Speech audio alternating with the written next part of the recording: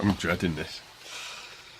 And you should as well. Well, I mean, this is what you get. I mean, you're hosting it, you're on your own. I'm not even going to help. well, you are, With Wilson. Yes, you are. with describing what's going on because You are. nothing's going on. Well, exactly, that's it then, isn't it? Yeah. It's alright, I've got 2 and a bit pages of notes. I'm just going to read out my 2 and a bit pages of notes and then do the shit and popcorn. Like you make a presentation at school assembly. Your presentation in first year of uni, where you gave us the entire history of music in about 10 minutes, you just slammed that bit of paper down on the table, and then it was just a whirlwind of... Yeah. There's a It was still better than this, though, wasn't it? It was, yeah. Better than Exorcist 2, the Heretic. See, the only reason why I did that at university was because our lecturer, teacher, whatever you call her, threatened if you'd have to go back the week after and do the presentation. So you couldn't fake the illness. For everyone, and at that point it'd been like the 23rd of December, so I just went, fuck this. Yeah. Went home.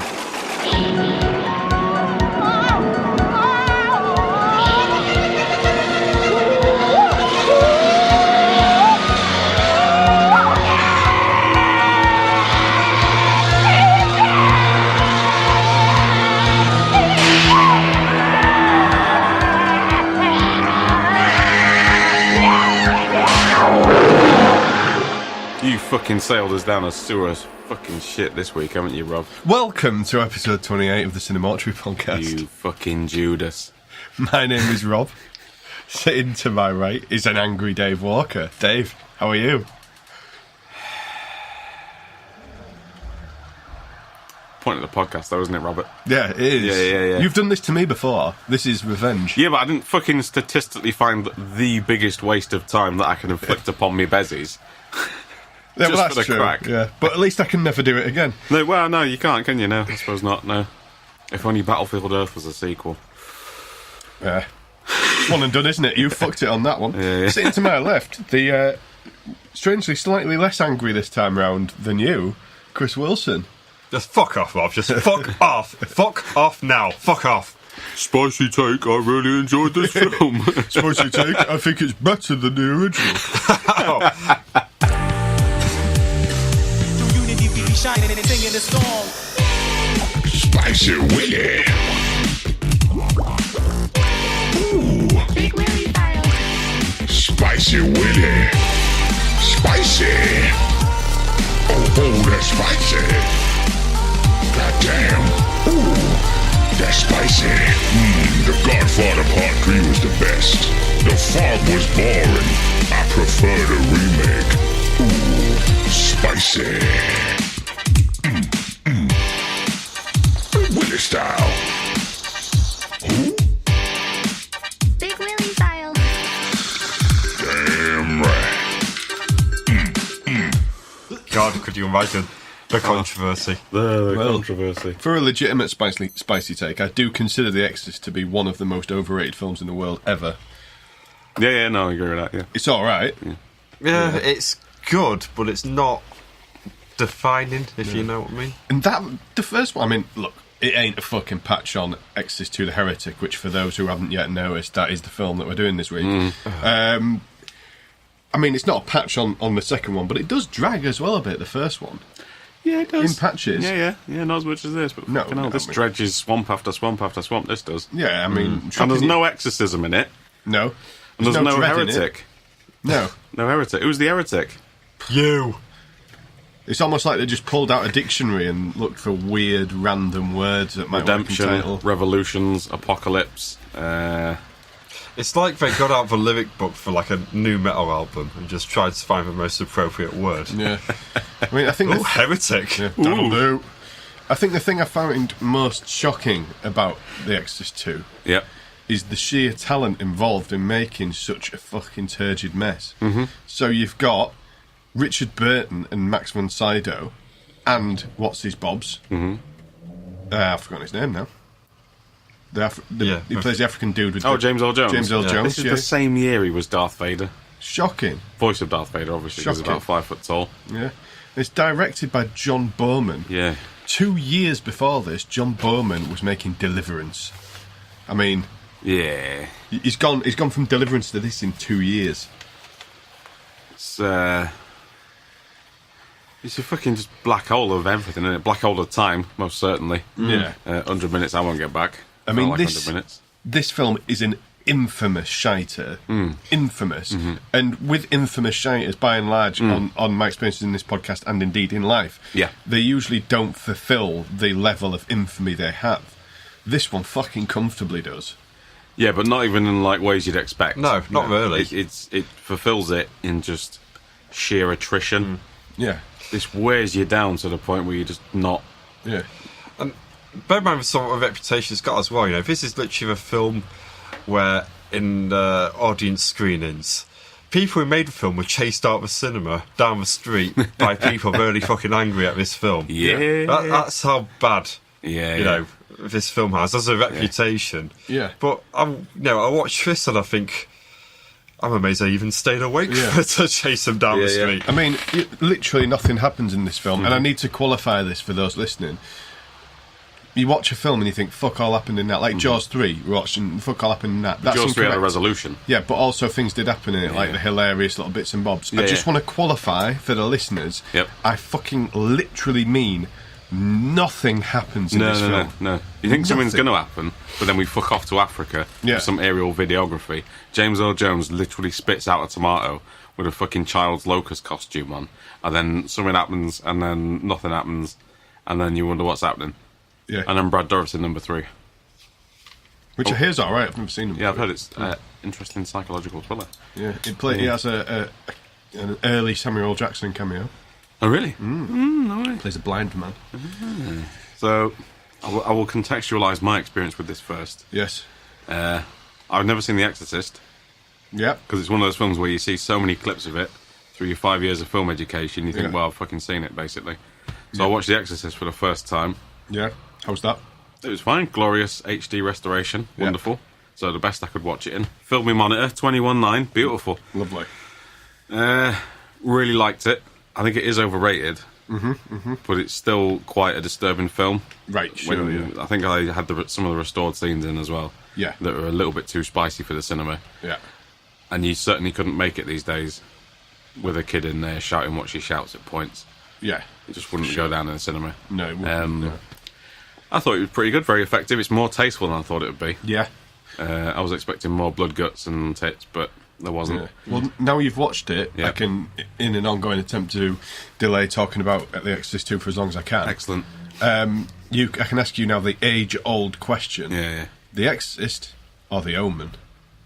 I haven't seen The Omen either. Oh, for fuck's sake. Yeah. Have you seen The Exorcist and The Omen? I've never seen The Omen. Right.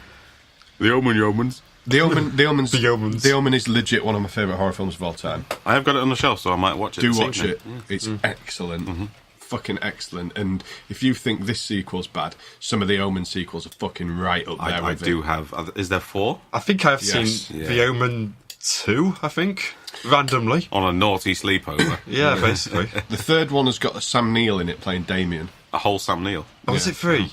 I think it was 3. I remember Sam Neill being Three's in it. young Sam Neill. Yeah, it was 3. Yeah. I thought the first one was pretty mint. Like, it is overrated, but it's almost timeless. Yeah. In the authenticity to it, I think.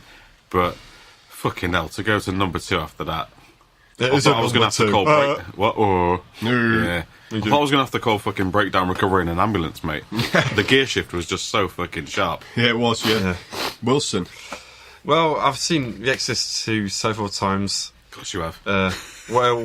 One time introduced by Mark Commode.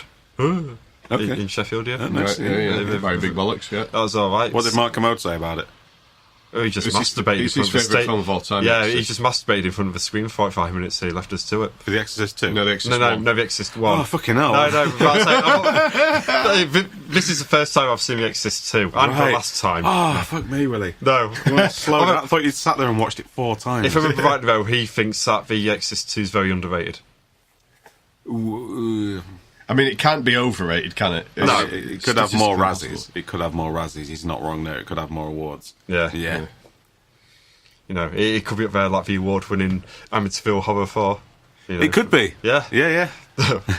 I've just got a horrible feeling that at some point in film future, some dickhead's going to come along and try and claim that Exorcist 2 some, like, great meditation on... Like we did with Book of Shadows. Yeah. But except you know, it won't be true in that case. There is a few critics that did like it. What's her name? Pauline Kael, was it? Oh yeah, yeah. She's like she was really contrarian anyway as a film critic. She absolutely hated the first film. She thought it was very exploitative, but she actually absolutely raved about the second one. Probably because it was absolutely not exploitative. Fucking Africans making jaguar noises towards the camera and wearing locust outfits. Yeah, pretty much. And fucking jumping around in a field shouting juju bullshit. That is... But what? when you're a white woman from New York, you sort of... Oh, I do apologise. Yeah. That poor white child was abused in the filmmaking. Well, what about the Africans in this? What Africans? What are you on about?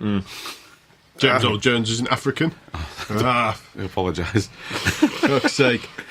So, and on the talent front, obviously, you know, we've got John Bowman here ruining his career. We've got Richard Burton desperately trying to make it look like in his performance that he understands what it is he's been given to do. Yes. Which is what he spends the entire film looking like he's straining for a particularly tricky shit. Yes, he looks like a man that has been, instead of a script, he was handed 2 slices of bread. Is that right? They're going to ask me to make a sandwich. A car battery, a lizard's tail, and some sharp sand. Yeah. And then added into the mix, you've got Ennio Morricone doing the score. It's like, what more of a fucking random hodgepodge of fucking nonsense could you produce? And Nurse Ratched Kai Wynn. Yeah. Doing whatever she's doing. Yeah. Yeah, and also got Linda Blair as well, who was apparently off her face for the entire shooting of the film as really? well. She does look it. Apparently there's a story where she once rang up the director and say, I was only 10 minutes late to set today. Wasn't that great? Amazing. Yeah. We got to I got to an awkward point in the film where I got to about halfway through, and they'd shown me her in a skimpy nightie so many times, I thought, is she fit? Is she attractive? She's also 17 when we're making this film. Exactly. And I'd just seen a film where she was a kid. Yeah. And I was like, I can't tell what they're trying to push on me here. Because obviously she's... Yeah. The sequences where she deliberately has a see-through nightie on. It's very strange. Get past that. Yeah, it's very strange, the whole... The whole... And, you know, I mean, I think I'm just going to have to dive into it. I think you're going to have to plug your nose, stick your head under the water... Mission through these pages. Yeah, let's go. Let's go. Right, so we kick off in Africa. Wait, no, the first one did that. With a field exorcism where a demon burns its host alive. Yeah. Excellent. Can we, the sound effects here, just silence, for about 5 minutes. Did put me in mind of Nicolas Cage at the end of The Wicker Man, though, Wilson, when he burns. How did he get burned? Someone set him on fire, that's how he got burned. Yeah, so that's kind of like... I mean, it's weird because this little opening sequence of this exorcism going wrong is pretty cack-handedly done, and the effects aren't great. But this is actually probably the best bit of the film.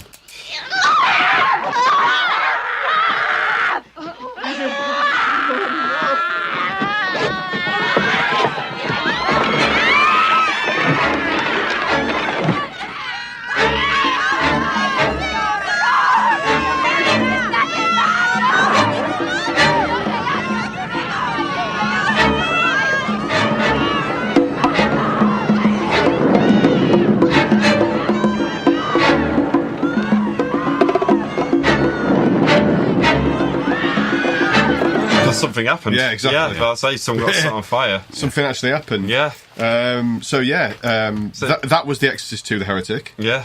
Shit and popcorn. All the shit's Nova popcorn. Yeah. It's just a tragic situation we find ourselves in here. It really isn't. It's all my fault. Yes, it is. Yes, it bloody well is. So anyway, yeah, we established that some bad shit's happening in Africa. Yeah. And then, in the style of fucking What's-His-Tits who made Godzilla and Independence Day, we waz off back to America to pick up Linda Blair doing tap dancing. So a saxophone. Saxophone. One of the many, many things I don't understand about this film, because it does this on about 3 or 4 different occasions, is it establishes something, in this case, Linda Blair tap dancing, and it has no relevance to the rest of the film whatsoever. She dances once again later on. Yeah. Just why? No, we spent the first 40 minutes of the film trying to figure out, where the fuck do you live? Who do you live with? Yeah. What do you do? You're in rehabilitation, but you got a penthouse suite. And you're The shiniest penthouse suite in the world. Yeah. Absolutely, that is, yeah. I mean, they must have sued the church for that Manhattan apartment, because fucking hell, how much would that be worth now? The church for making demons, yeah. Yeah, one of the big issues, one of the 635 issues I have with this film is the production design, and we sort of quickly get into that where after the random tap dancing doesn't go anywhere, we pick up Linda Blair going to see her therapist in what looks to be the interior of the Starship Enterprise. It's a weird design.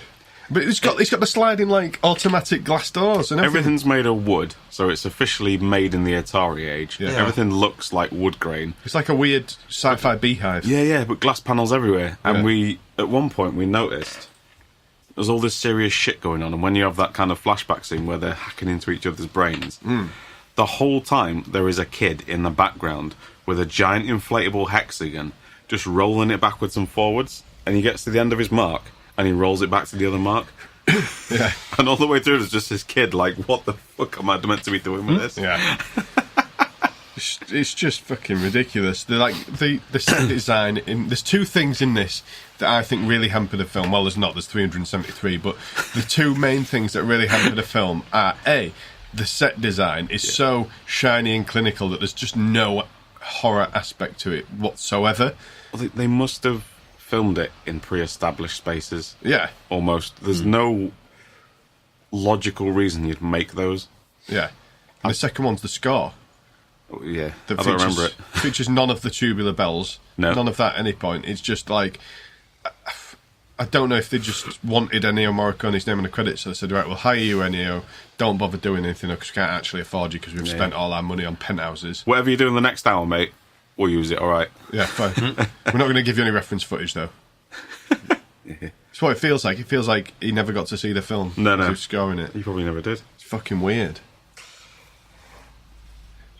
Oh, God, shall we start describing some of the plot?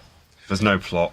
Yeah, there we go. End of okay. film. I'm gonna have a... Shall I have a bash at it? Yeah, Wilson, you just lean back in your chair, Wilson. This is Rob's cowpat that he has to devour with a straw. Deal with it. So... The plot, as much as I can make of it, is that we have Richard Burton, who is kind of an investigatory priest. Brilliant.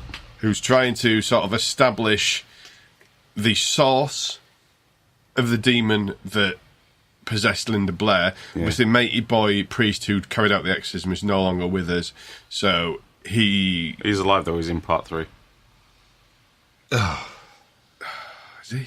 I thought he was dead. I thought it was the whole point of the film. No, but they go over to the other side to see him. So, if he's alive in 3, why are we watching 2? He's alive in 3 and he shares his body with Brad Dourif. That's why number 3's good. Okay. Because it's got Brad Dourif in it. Yeah. Sorry, Rob. So he's dead. It's this sort of weird... it's almost like a sort of paranormal investigation of sorts into what actually happened to Linda Blair in the first film. So there's these weird sort of like hypnosis sequences where they try and sort of and they imply there's like an other side that they can go over to by hypnosis to find out what the fuck this demon is, what its origin is, and whether anyone gives a shit. The answer to all of the above is no. It's 2 leather straps connected to people's heads with like a weird light bulb thing in the middle. I've got a better idea how to improve this film already. We should, like how on Living TV they used to like have Most Haunted. Yeah. Do that, but with a priest. Yeah. Yeah. Or like, what was it, Shaun Ryder on UFOs and all that lot. Yeah. I mean, in terms of paranormal investigation and technology, this is the paranormal sort of equivalent of like 2 yogurt pots tied to a bit of string. Yeah. You do expect us to be whipped out in the middle of Ghost Adventures, don't you? Yeah. Like, all right, fair enough. Yeah. It is pure Most Haunted Live scenario. Yeah. You're absolutely right. Absolute gack. And it goes on for what? Like, it feels like 45 minutes, this sequence. Well, yeah. I mean, it's just... I mean, we're not quite there yet. We were sort of jumping ahead a little bit. I do apologise when we get to the end. We're jumping ahead of a plot, damn it. Yeah, that's basically the overview of the plot. The next thing that we have happening in the film is that we have the introduction to Richard Burton, who's having an like the first sight of Richard Burton is he's having this fucking incredibly dull conversation about Christian theology and the devil with a priest dressed all in red, and it's just like it's like this kind of like highbrow, well, actually lowbrow, but pretend highbrow student film shit that like some knob in an A-level film class would be like, oh yeah, actually, it's a deep meditation on Christian theology. I spent half the film thinking that the other priest was actually the Pope. The way he was dressed up. Legitimate Pope. Fucking hell, this is going right to the top here. Bloody hell. I just assumed he was the baddie because he was wearing red. Like, the next thing, it seemed like the Pope had someone with a shotgun. Like, right. There's a film in that, isn't there? Pope with a shotgun. Yeah. Yeah, so... Meanwhile, we'll go back to New York where Linda Blair's having her counselling sessions, and she doesn't claim to remember anything that happened in Washington, as I refer to it. It's a bit like after the Avengers, it was like, oh, it's all in New York. This is just in Washington. Try not to reference the first film, even though they pretty quickly give up on it. Yeah, they do, yeah. Wow. Yeah. Jesus.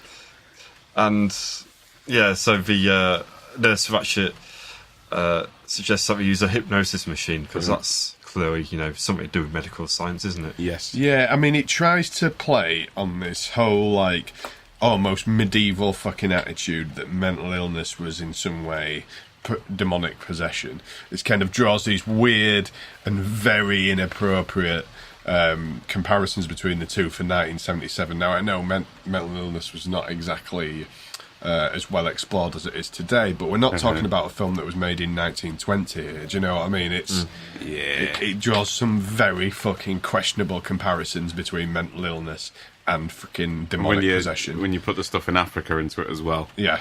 And at one point, there's a sequence where everyone gets evacuated from the rehab centre, and we were just sat there kind of like aghast that there were two extras with Down syndrome just outside. Yeah. With the implication being they're being rehabilitated. Yeah. With a mental condition. Well, like... Yeah, and this implication stretched further in the next sequence where we have our first hypnotherapy sequence. Now, number of things wrong with this. One,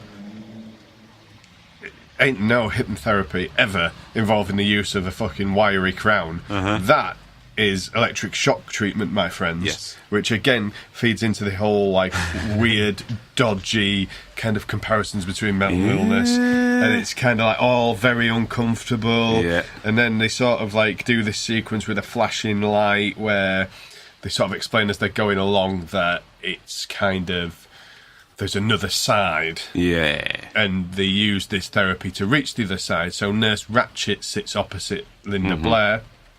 And they go in, and then Nurse Ratchet starts having a weird heart attack thing, and then so Linda Blair takes off the headset and tries to help her, and this is where shit gets really fucking weird because it kind of devolves to the point where like they do this weird like fading in, and you can see demon Linda Blair like grabbing overlaid sort of, but it looks like actual modern day Linda Blair and young Linda Blair are kind of like fighting to fondle Nurse Ratchet's tits. Yeah. The position of it. Yeah. It's literally. There's another transition where you can see that they're trying to grab her heart. Yeah. At first, it's like. At first, it's. You're literally doing this to keep people in their seats, guys. Yeah. Get to the heads. She's mine. Always. No! Always. Father, please, bring her back. Father, can you hear me?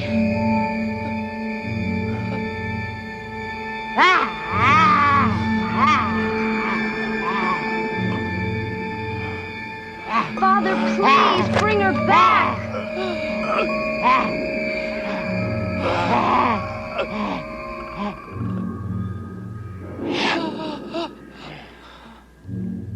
You're literally fondling a boo. Yeah, and there's Max von Sydow stood in the background looking interested. Hello.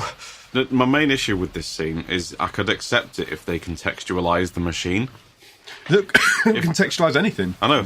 If they explained what the machine was, that it's experimental, Maybe it's only just been made. It's a new type of therapy, something like that.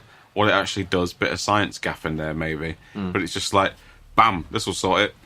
And it's just a fucking blinking light that bloops. Yeah. That's all it is. Yeah. And we're meant to accept it right away. Yeah. But what is it? What is it? What is it meant to do? It's not a devil lamp, is it, Willie? No, it certainly is That's not. explained. The lamp, the award-winning lamp. CineMortuary film of the year 2018. Oh yes, deserved as well. It's been a tough year, lads. There's also a bit. So just slightly before that, we've got the priest shows up. I think his name is Philip. Philip.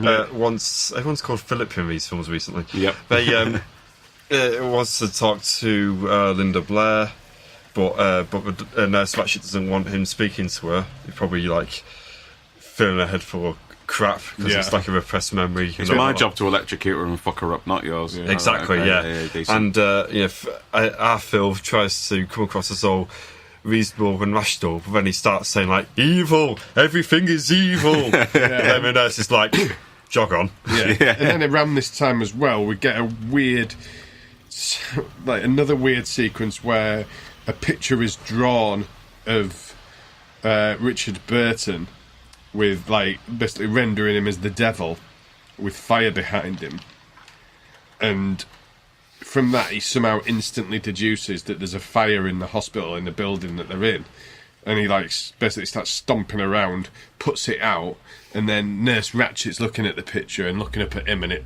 looks nothing like the picture, but for some reason she thinks it does. And it's just like, what is this shit? Like, this is, and this is again never referred to again. Like, start on this sort of trail here of is Richard Burton possessed? Is he the devil? A priest bad. Yeah, a priest bad, and then it's like, well, not really, because you go back to Africa and explain in a minute that it's not that at all. It's just it's almost like two blokes have made two films, one in Africa, one in America, and they haven't fucking talked to each other. Yeah. Really bizarre. And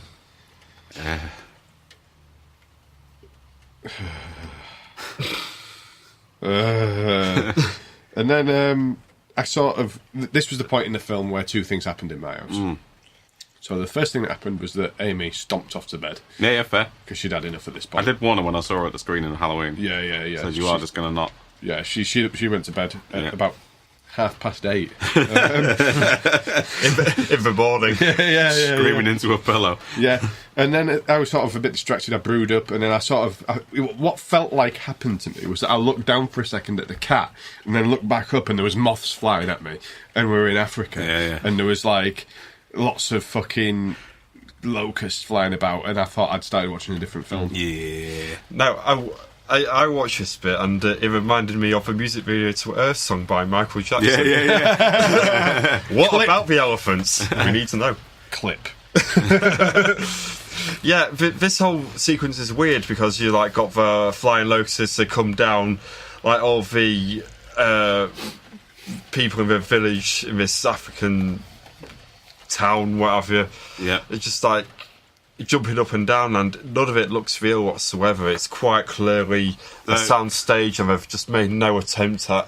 The one thing I weirdly like about the Africa stuff is that there's something quite surreal about a soundstage, especially when it's got like that sort of sunset backdrop. Yeah, it's just basically orange, isn't it? Yeah. But like the whole thing has a surreal sort of stage show vibe to it, and I quite like the look of that stuff.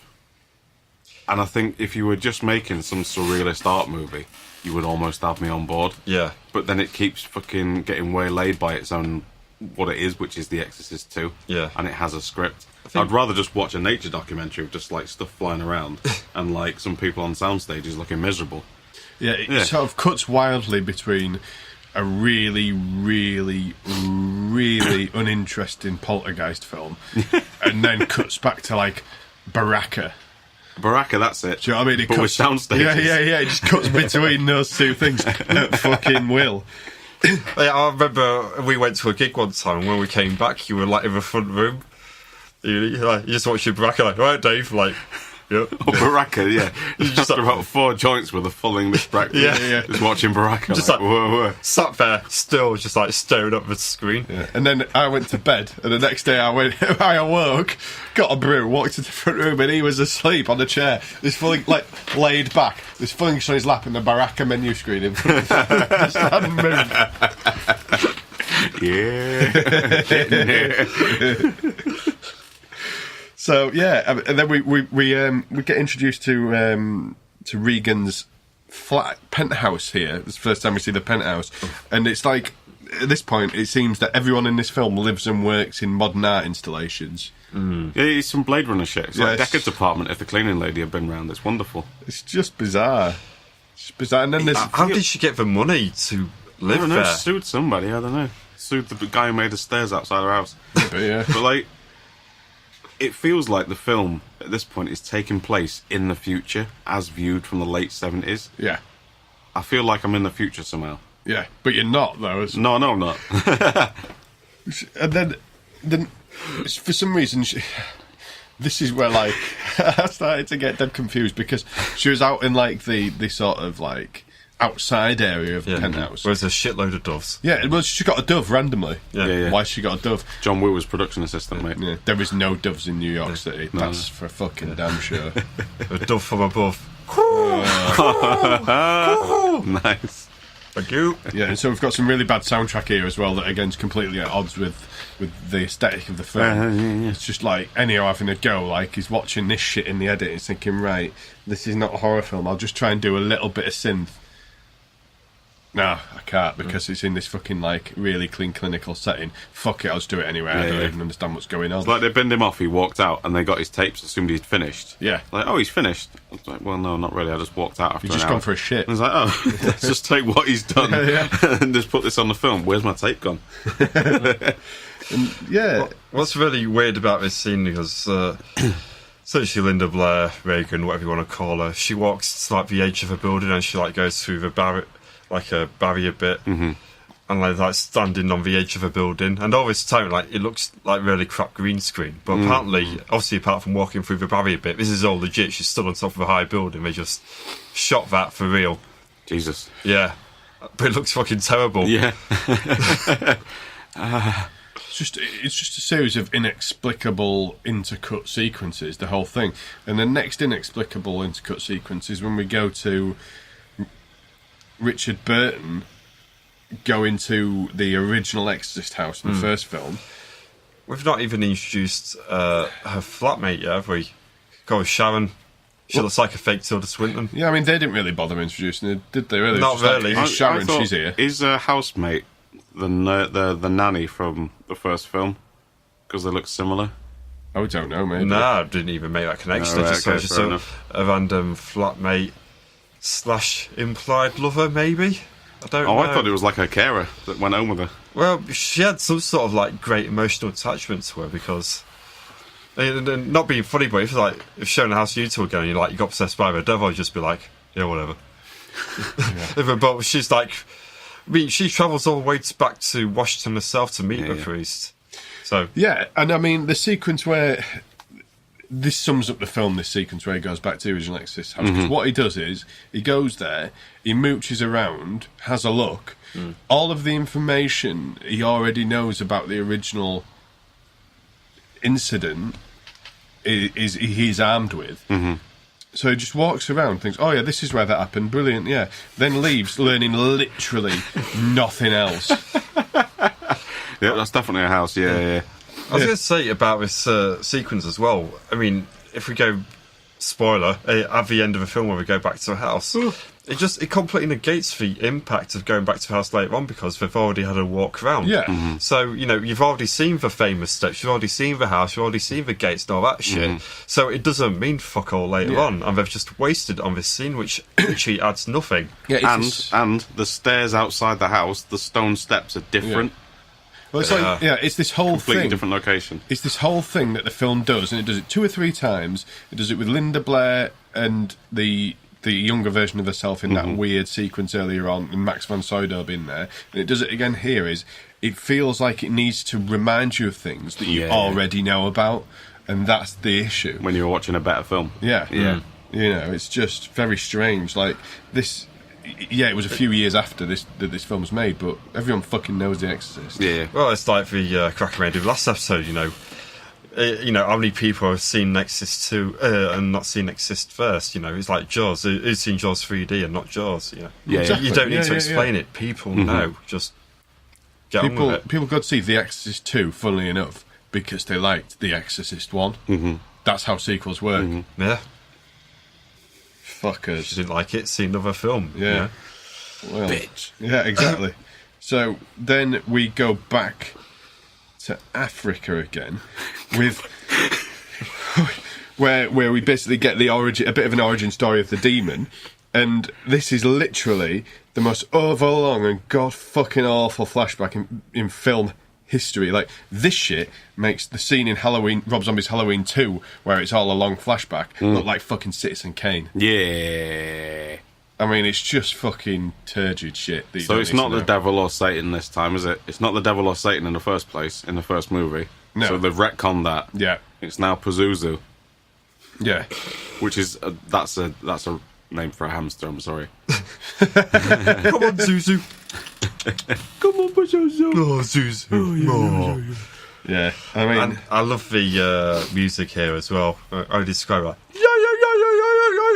Oh, racist. That's how he described 5 minutes, very fucking loud in the sound. Yeah. mix. people shouting. I had to turn down my TV. it. Yeah, and there's lots of sort of like locust shots and wildlife shots, and there's all the this sequence has literally got all the tension and horror of a 1970s Richard Attenborough documentary you'd expect to watch with your granddad on a Sunday afternoon after a roast dinner. Yeah. It's pure Sunday afternoon wildlife Yeah. program. Yeah. But to be fair, this does get some popcorn ratings out of me, Okay, go on. because I have a real soft spot for wildebeest running away as a helicopter flies overhead with a camera. It's very specific. Yeah, That's very specific, but I do. reaching for that, aren't you? Yeah, but I do actually like those. Okay. I've got a Serengeti documentary I watch now and again, and it opens with those shots, and I really like it. It's just like the idea about like in your library of Laserdiscs, you just have a section like wildebeest running away. Like everything else is alphabetized apart from that with a wildebeest. Yeah. So what's your all-time favourite running wildebeest documentary? Because that's more interesting than talking about this. It is, yeah. I think it might actually be the 3D Serengeti Laserdisc I've got, Okay. because it's in 3D that is better than Jaws 3D. Where's that? It's on there somewhere. It's in the wildebeest section. Okay. Okay. I think it's in Africa Serengeti. It's like a 4-part series that they did on Okay. Laserdisc. BBC. It's Richard Attenborough. I'll have a leaf through in a minute. Yeah. I might do it now, actually. You carry on. Yeah. I got 3D glasses as well with a Oh, Roller really? Coaster Thrills Volume 2. Oh, nice. So we could all just sit down and... That'd be good. Why are we talking about this shit? Let's go. Yeah, let's watch a documentary about the Serengeti in 3D. What I loved about this sequence, because this is a flashback to Father Murrin's adventures, you know, for Priest from the first film.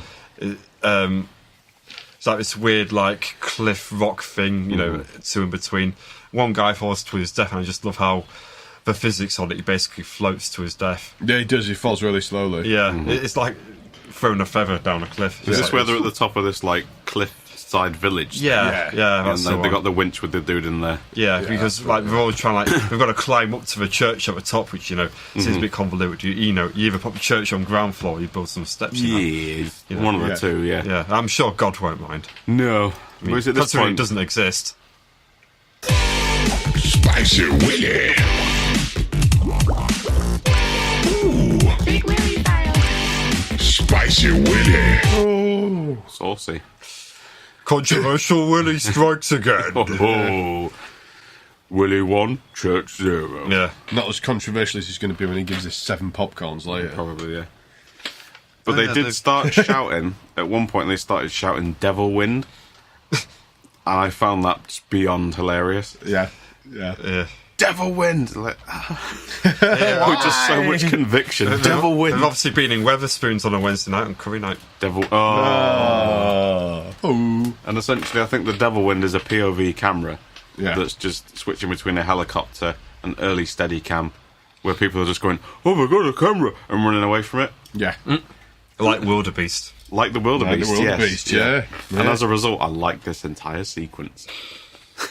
I like this entire sequence because it doesn't involve me sitting listening to Linda Blair slurring her words, or Richard Burton getting very confused but still taking it all very seriously because he considers John Bowman to be a good director, like everyone else did at this point. Well, that's it. It's nothing to do with The Exorcist. There's no dialogue apart from Devil Wind, which is funny and gets it's an up from me. Yeah.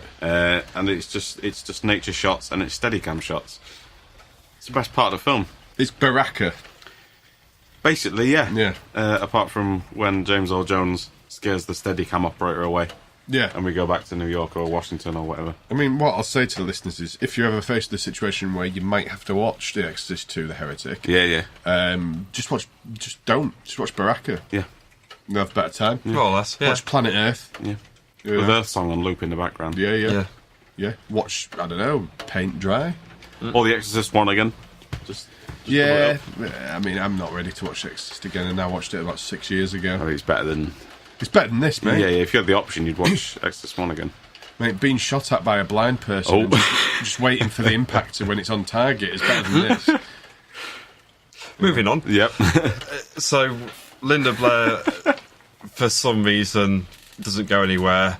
Talks to a girl who won't talk, but after a quick 30-second conversation, the girl's talking again. Yeah, well, she's autistic, isn't she? And I had to do a little bit of research on autism because I thought initially this was deeply offensive. But speech issues are a part of some streams of autism, so I've let them off on this one. I know that, but why? That girl's performance is not autism. I work in a retro game shop. I see autistic people a lot. I serve autistic people a heck of a lot, and they don't do that fucking... I'm just real nervous. They're not that. Well, no. They're not that. They're either avoiding eye contact or farting in a corner and laughing at it. That'd be the devil wind again. That'd be the devil wind. Yeah, that's the devil wind. Either is more pleasant than whatever is going on in this film. Yeah. It is. I think it is offensive, dude. No, I'm not saying it's not, but I thought it was more offensive than it was. Yeah, I think they'd made a phone call with like the Autism Society and said, right, name me half a thing that autistic people do. Oh well, there's usually some kind of speech. Yeah, cheers, brilliant, nice one. Yep, speech. Yeah. No, it's poor, and it's like there's a lot of offensive stuff to do with disability in this film.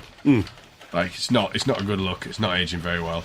You know, it's. But then again, you watch Deliverance, and there's some pretty offensive shit in there as well. You know, about country folk, shall we say? Yeah.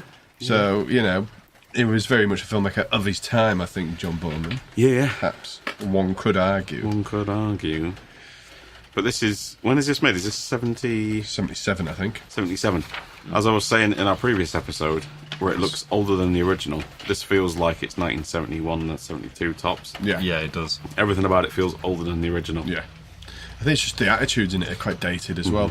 And like the set design is carbon dating itself. The costumes are carbon dating themselves. Like the original's got like quite a classic setting. It's just in a house, you know, and the costumes are kind of like she's in a nightie. Yeah. The guy's in his robes. Yeah. That shit doesn't age because it doesn't change. You could go into a house in America today and that's what it would look like, no problem. Yeah. I mean, they might as well fucking do a roller disco scene in this film. It needs one. Yeah. That's for sure. Oh, there's tap dancing. Yeah, there is, which again is carbon dating it before it was fucking made. Who does tap in 1977? I know.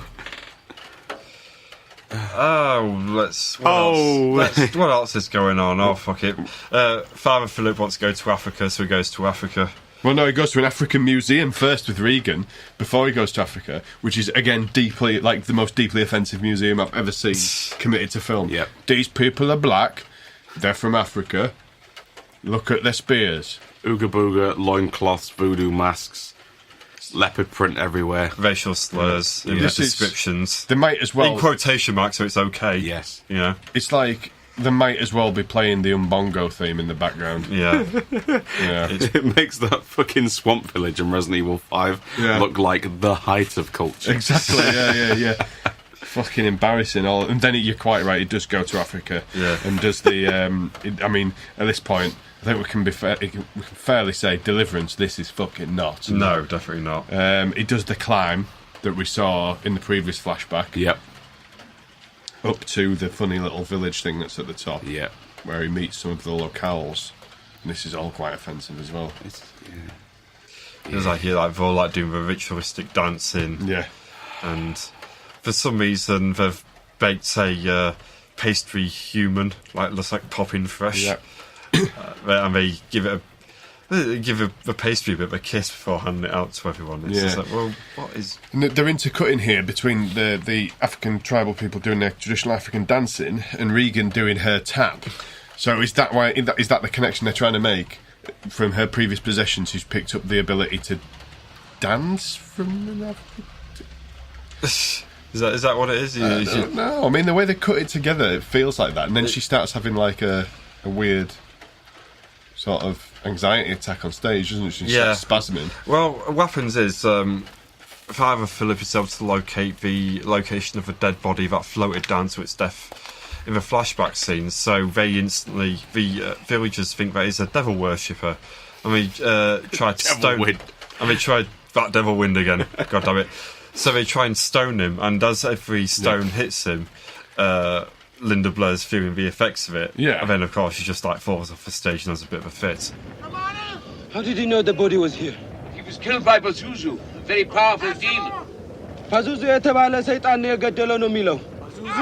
Pazuzu? I flew with Pazuzu in a trance. ፓዙዙ ጋራ በህልም በርር ያለው ነው የሚለው።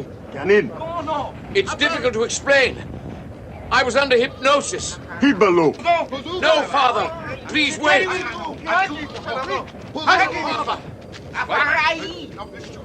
Stop, Father. Wait.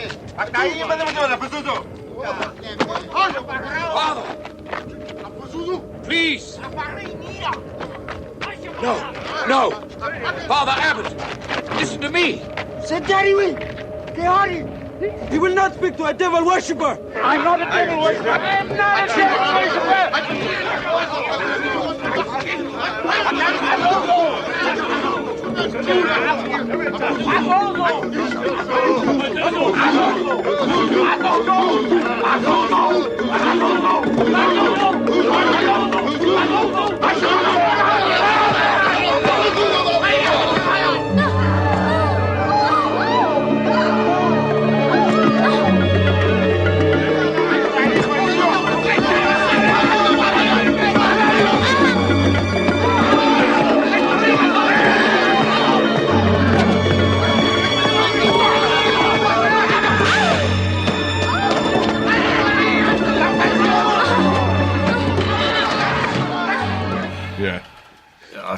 I mean, I've slightly miswritten in my notes here. I'm just reading it now. I've put Richard Burton's getting stoned in Africa.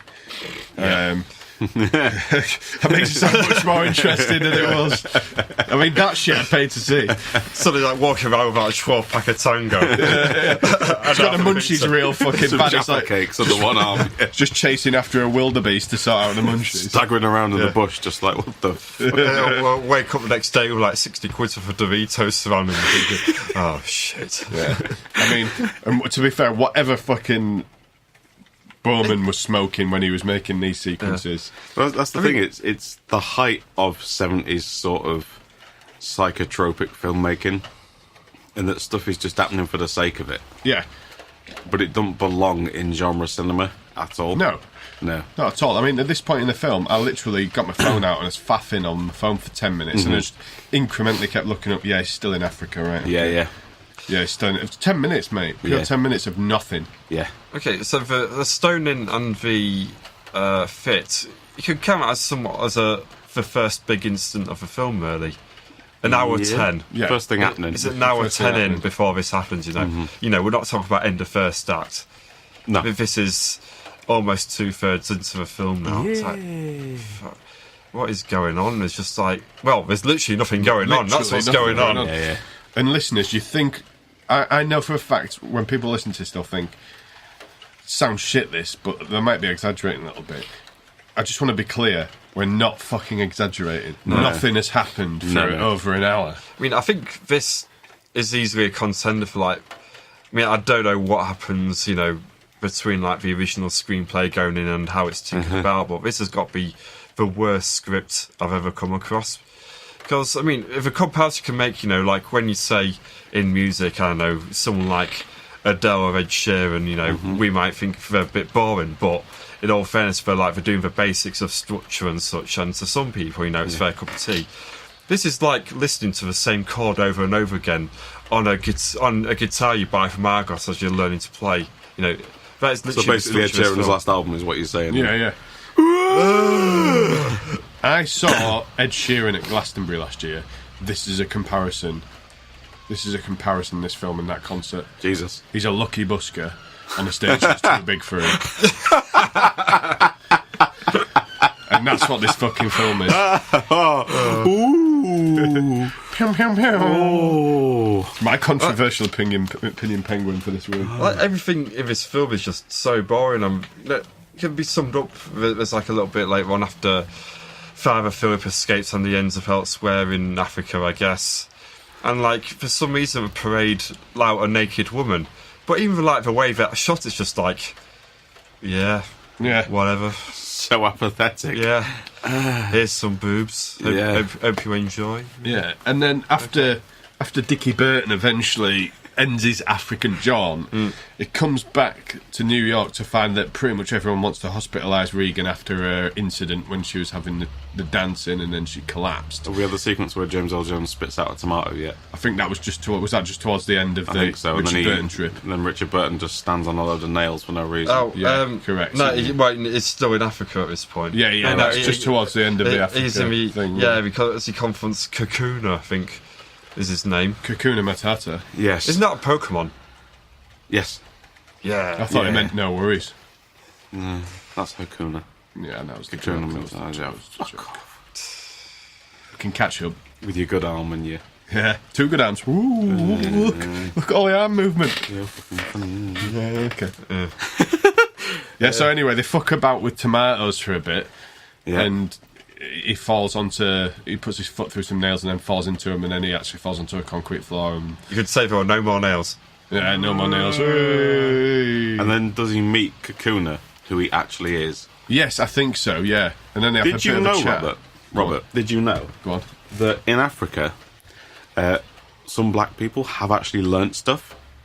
No. And they have, adopted Western culture and become scientists. Yes. And know things. They do. And when required, can give an exposition dump. Indeed, yes, indeed. This is one such case. He was Darth Vader the same year, man. Yeah, I know.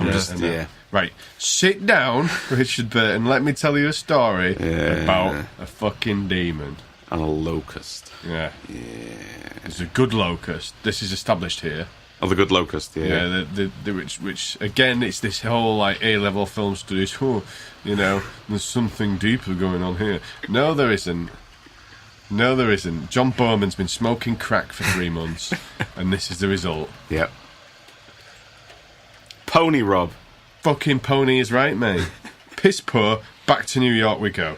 Everyone wants to hospitalise Regan because they think she's gone mental. Yep. Rich Burton tips back up and decides to pretty much essentially abduct her and take her back to the house. Yep. They do a little bit of, on their journey, a little bit more of the wire jiggery pokery, which goes wrong, and Dickie Burton seems to become quite possessed. By Pazuzu. My hamster. Yeah. So I'm Pazuzuing that he's been possessed at this point. Yeah. Me? I was reaching for that one. Really reaching, a bit like this film. I think we'll give you a charitable hell anyway. Thank you. Very charitable. Can we chill out a bit, because I don't want to get swarmed with puns here. Oh. Ooga booga. Yeah. Umbongo. They drink it in the Congo. And the rhino says, I know, we'll call it Umbongo. I don't know whether it'd get past customs, mate. Fucking don't think this film should get past customs, mate. Sweet Jesus. Oh my God. Right, last act. Back where we started. Right. In the original film. Right. Horror cliche. Well, supernatural, should specify that a little bit more. Supernatural horror cliche numero uno. Mystery sci film. Number 1 in Spanish. Yep. There is a bit of that, Wilson, but specifically the destruction of a house that's iconic by supernatural means in the last act. Yes, mate. Yeah. Need to just burn down everything about, the Yeah. first film that you enjoyed. Exactly. Literally. Yep. Yeah. So it all goes a bit mental here, and I don't really know what happens. Like, the nanny/housemate woman seems to be a baddie too all of a sudden, and she's possessed as well. Yeah, I think she got possessed. It did seem like a heel turn at first, but then... she's got the same thing as Father Philip's got, a case of the evils. Yeah. Well, do you know what this is? This is the wrestling reference of the week, guys. This little bit of story arc in the last act involving Richard Burton, is he a baddie, is he a goodie, whose side is he on, is basically a retelling of the Undertaker Kane, are they friends, are they not storyline of 1998 in the WWF. Yeah. Definitely. No, and this entire film is a retelling of Steve McMichael versus Bryan Adams at Road Wild 98. It was fucking bollocks. That's very niche. Jesus, that's very niche. Yeah. Very niche. Was that the pay-per-view where they did it at a biker rally and all the bikers started kicking off? Yeah, pretty much. And like this Eric film, Bischoff, the what a bikers genius. were a bit racist as well. Yeah. I keep meaning to watch that on the network, and I'm thinking, no, actually, I've got hoovering to do. Yeah. Fair enough. So anyway, Rob. So Richard Burton, I'm sorry to steal a gimmick here, Wilson, but Richard Burton starts having a bit of a rummage with young possessed flashback Regan. It's a bit weird. Do you want to take this one, rummage correspondent? It's a bit of a whole weird thing, isn't it? Because is it an awkward rummage, or it is very awkward because you've got possessed Linda Blair on the bed, or she stood up. There's one, she's on the bed. Then there's another.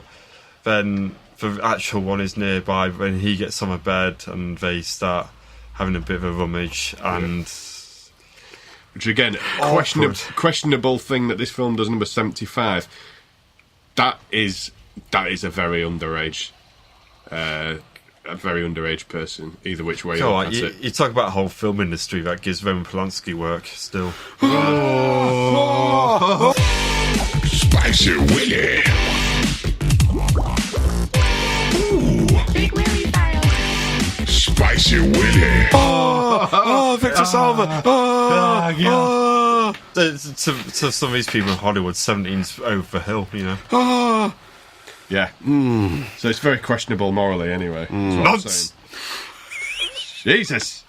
And then he gets after his sort of partially failed rummage, he then tries to kill good Regan. Then something about the good locust happens, and then the house falls apart around him. Isn't he trying to? Doesn't someone get their heart ripped out at this point? Isn't he trying to punch his way into her chest? But it looks like he's just trying to figure, like a priest for the first time, trying to figure out how sex works. Yeah, that's exactly what happens. So I just punched my fist through your ribcage, right? Yeah. That's how it works. Right. Yeah, close. Goes in there. Okay. Jesus. And then I get right confused. Really confused. Really confused, I do. Because the house collapses, right? Yeah. Regan survives. Yeah, burning car outside. None of the neighbours are checking what's going on. Yeah, no one gives a shit. And then Richard Burton seems to be a good guy again. I'm a bit confused. Unpossessed. And there's also a car with, and I can't remember who's in it. The Nurse Ratchet, I think. Yeah. Crashes into the gates. Sort of gets a bit stuck, manages to get out. Yeah. I mean, this is a bit where we realise, shit, it's an hour and 45 in. Literally nothing's happened. We'll try and do everything at once. Yeah. And it's just a bit... Did the police turn up at the end? Is there a street full of policemen pointing guns at the house? Eventually, yes. Right, okay. It's all a bit late. I'm just confused whether that was another film where I thought, why... The policeman basically tip up way too late, like, you're alright, love? And she's like, yeah, I think so. That's it. Like, if you want to file this police report, and your instant number is... Your instant number is you were in The Exorcist too. Your instant number is 666. Oh no, sorry, upside down. 999. If there's a problem, down 999. Yeah. So then it just sort of ends, doesn't it? Without any kind of resolution properly, or fanfare, or anything. Is that right, Wilson? Well, I've literally written I don't care. Yeah. Massive letters. Yeah. Well, I mean,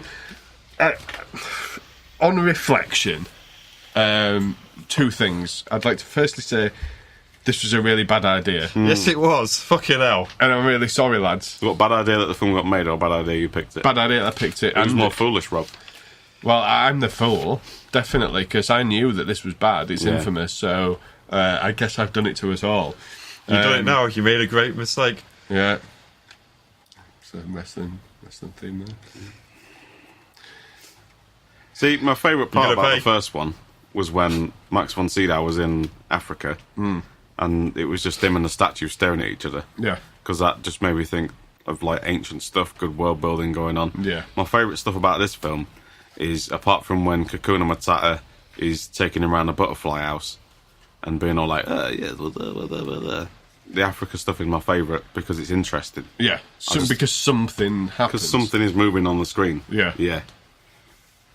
I think my issue with... I think the issue with this film, after I sat down and thought about it for 10 minutes, which I was not committing any more time to than that. Yeah, fair. I think the issue with it is... The problem with it is it takes itself so fucking seriously that it just forgets to be entertaining. Yeah. I mean, it really thinks it's highbrow, does this film? I don't know who the film's for, is another issue. I don't think it's for anyone. I think this film, as I said earlier on about some film critics actually liking it, the film is for people who got really offended by the first film, and they want to make it up by doing something really bland and inoffensive. But somehow pretends it's cultured and knows what it's doing. Yeah. Has something to say. Yeah. But some of the stuff in this is so offensive. Yeah, no, it is, yeah. Yeah, but not to white New Yorkers. Yeah. Well, no, which is the people who are offended by the first film, I suppose. Yeah. It's middle-class white people trying to think they've got something to say. Yeah. And then trying to shoulder the burden of God knows what. But on the flip side, they just managed to offend pretty much everyone. Yeah. In sheer tastelessness. Yeah, and just lack of cultural respect for anything. Yeah, let's put some disabled people in a film. Yeah. Why? Oh, because, it's... they have a voice. Right? Yeah, but you're making it a fucking... It's almost a comedy act. Well, what we've ended up with here, from a cultural perspective, is what it would be like if Leonardo DiCaprio and Jonah Hill's characters from The Wolf of Wall Street made a film. Yeah, it's a... Fair, okay. Yeah, it is, yeah. I mean, we could probably not give it any ratings and just leave it on that statement. If you want to say it again, I can just press stop and... What we have here... No, you lazy bastard, you can edit around it. Right, and on that note... Wilson, do you want to do any more final thoughts before we start shoveling and popcorning? I don't even know what else to say. But James Earl Jones spitting out a tomato. In slow motion. Yeah. Now I've got nothing else to say. Dave? Right. Just a big old fucking waste of time, really. Yeah. I have regrets. Yeah. And you'll see from when we get to my next selection, I have a big old apology choice for you all. Okay. I'm trying to make it up to you at a later stage. I'm going to have a hell of a job trying to advertise this podcast. I'm going to have to spam so many Reddit forums just to get 20 listeners. We'll just have to mark it as we've literally done the worst film ever made. We've suffered, please listen, because we don't want to suffer for nothing. So it's a different film on a poster. Oh, I should do. The original one. Yeah. No, so it's The Exorcist 3 that'll really piss people off. Yeah. Well, we're expecting quite an interesting sort of procedural here that's actually, it's in a sense, Exorcist 3 is quite almost like a police procedural type thing about a supernatural element. Yeah. So we should advertise it as that. Could be interesting. Yeah. Shit and popcorn. Fuck yeah. it. Wilson, you go first. Get your shovel out. Shit, I've got to go 10. Yep. JCB time. This makes Mary Shelley's Frankenstein look like fucking Run Lola Run. What are you picking on that one for? Lola Run! Yeah. Fucking hell. What's the two most random films I could put together? I try to think of the slowest or the fastest film I could think of. Right. Didn't want to go Speed Racer, no? I hated that film so much. Like literally the 45 minutes in the middle didn't have they cancelled it out because it was actually pointless. There was no speed or racing. Yeah. Plus they tried to have that guy from Lost, Jack. Tried to, remember when he tried to become a film actor and it didn't work? Yeah, he tried anything possible. Yeah, it didn't work. Matthew Fox. Yeah. Dear, oh dear. Right, you can come in this film, mate, but you're not allowed to hyperventilate. Oh, shit. What's the matter? That's all I've got, mate. That's literally all I've got. Oh. Bye! What are you saying on the popcorn? Popcorn, not. No. It doesn't serve any of my popcorn. It can fuck right off. Spicy wicked. Fuck right off. Oh, dear. Honestly.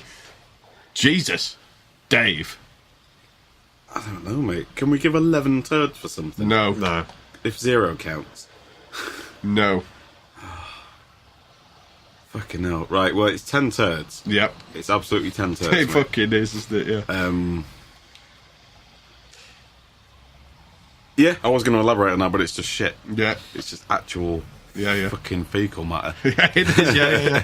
Everything in this film is just pure shit. Yeah. Not to an enjoyable degree. I feel like I'm having broken up MDF in a bowl of cereal. No, I mate. think that's absolutely enough explanation. Absolutely. Popcorns. James Earl Jones spitting out a tomato, though. No, it's a 0. Yeah. Right. Oh, bloody hell. So. Oh, actually, no. 1 popcorn because it ticks my niche box of the week, which is aerial videography of wildebeest running away from a helicopter. Right, done. It's got 1 popcorn. 10 and 1. Right. Now, the kind of shit this is, I'll tell you what this is. Ooh, a preamble. This is going to be devastating. This is dried up, ground, and blown into the atmosphere, powdered cat shit.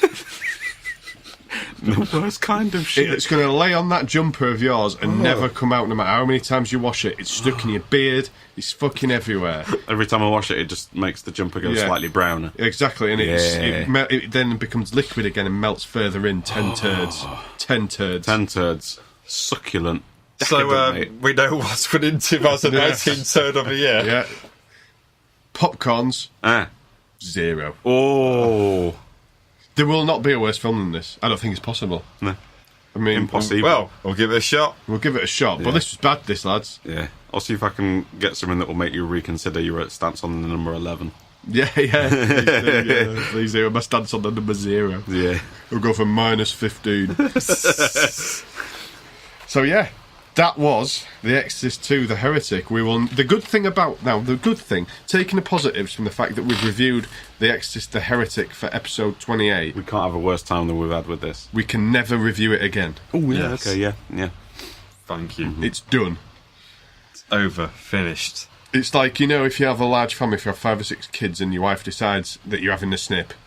We've had the snip here now. I've had this conversation in the past, but go on, yeah. That's it. Yeah. We have just had the snip. We've had the snip. It's done. It's over. No more. It's all a healing process for me. Yeah. It has been sniped. Yeah.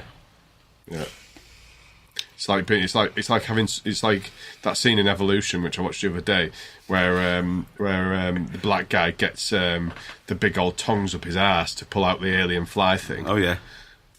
That is basically what's just happened to us. So it's mandatory sort of foreign object removal with a pair of tongs. Yeah, that film went in rectally. Oh, right, okay, yeah. Yeah. And now it's over. Yeah. So, you're next in the chair, Dave. Thank fuck. Yeah. What you're hitting us with? What are you following up The Exorcist 2 with? Is the straight-to-video / TV movie Night of the Living Dead remake from, I think it's 1990? Yeah. Was it straight to TV, the 1991?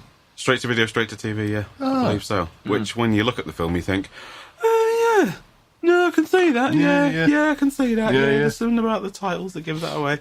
Yeah, but it's shot in 89, I think, and then slightly delayed release schedule, so it is an 80s film. Yeah. But, and I've pick-a-rooed that one. Sounds deeply inoffensive. It's going to bring us up a little bit. Yeah. I think, yeah. I think literally anything could bring us up at this point. Absolutely, even a remake as redundant as this is going to bring it up. Yeah. Well, I think it's time for me to say, Dave Walker, goodbye for another week. Bye. It's goodbye from me. I'm going to let Chris Wilson do his thing because I owe it to him this week. Cheer himself up. Look at his face. I've lost the will to live. Oh man, munching. Go on. Go on then, Rob. Do you want munchie? Yeah, go on then, if you're sharing. Do you want munchie with us? Oh, yeah, go on. That's good. Just got to pad out this runtime, boy. Yeah, you got to get it with your bad hand. Oh, fuck off. I'm not a performing monkey. Do you, Clyde? Love a munchie. I don't need ages. You guys take your litter with you when you leave this time. I have a pizza box in here for 2 weeks. Oh. Sorry. It's alright. Whose kind of monster is that? I'll take my records with me that you've had for about Yeah, I 2 found years. those the other day. Everything under there is Michael's. Yeah. You bought that laminator 6 months ago. Any reason? Do you even work with paper? Wilson, say bye. Let this end. You've got some real... I mean, this is like the Exorcist 2. It'll never end. You know. I'm going to hurt you in a minute. Oh, what's Mate, please, no, please be careful. What is it? Oh, it's plaster of Paris. Yeah, put it back. If you pick that off the shelf, plaster of Paris all over my fucking carpet. We don't want that getting loose. Bye! Don't forget, you can follow us and keep up with all our updates. Regular updates, possibly, maybe, hopefully, if Wilson gets his arse in gear. At CineMortuary on Twitter, / CineMortuary on Facebook, and of course, at CineMortuary on Instagram.